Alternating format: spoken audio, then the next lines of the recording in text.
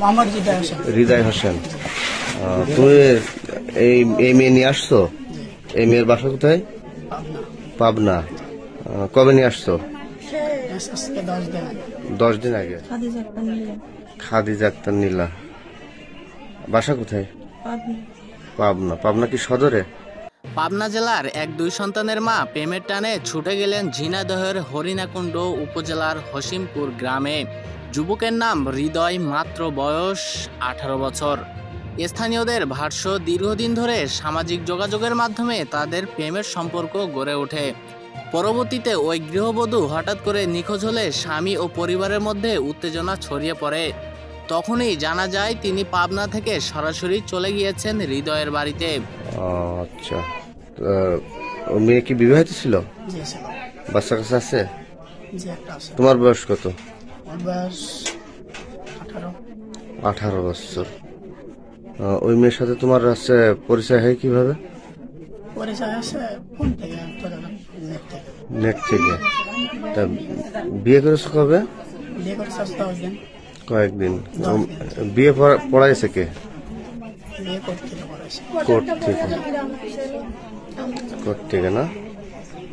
আচ্ছা, ওই মেয়ের বাচ্চা আছে এখানে? গ্রামবাসীরা জানান, গৃহবধূ হৃদয়ের বাড়িতে পৌঁছানোর পর গ্রামের মানুষ ভিড় করে। পরে স্থানীয় গণমাধ্যমরা মীমাংসার চেষ্টা করেন। তবে গৃহবধূ জানান তিনি স্বেচ্ছায় হৃদয়ের বাড়িতে থাকতে চান। হাজবেন্ড কি করে? বোর্ডের কাজ করে। এই ছেলের সাথে পরিচয় কিভাবে? হ্যাঁ, ফোনে। এই ছেলের সাথে এর আগে কি সাক্ষাৎ হয়েছিল সরাসরি? না। তাহলে এই ছেলের সাথে এর বাসায় চলে আসছিলে?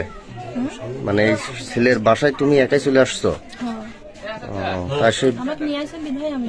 এসে বিয়ে করে ফেলছো?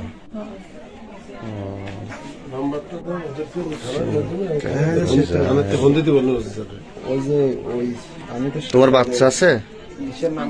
কতটুকু? ছেলে না মেয়ে?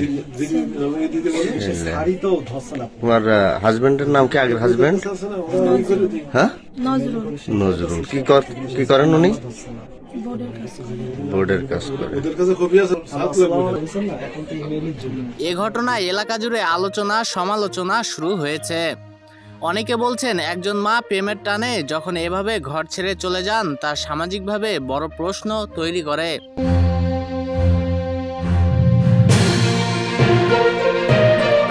স্থানীয়দের মন্তব্য, এ ধরনের সম্পর্ক সমাজে অস্থিরতা সৃষ্টি করে। পরিবারের কথা ভেবে সিদ্ধান্ত নেওয়া জরুরি। আতিক আহমেদ, CNT বাংলা।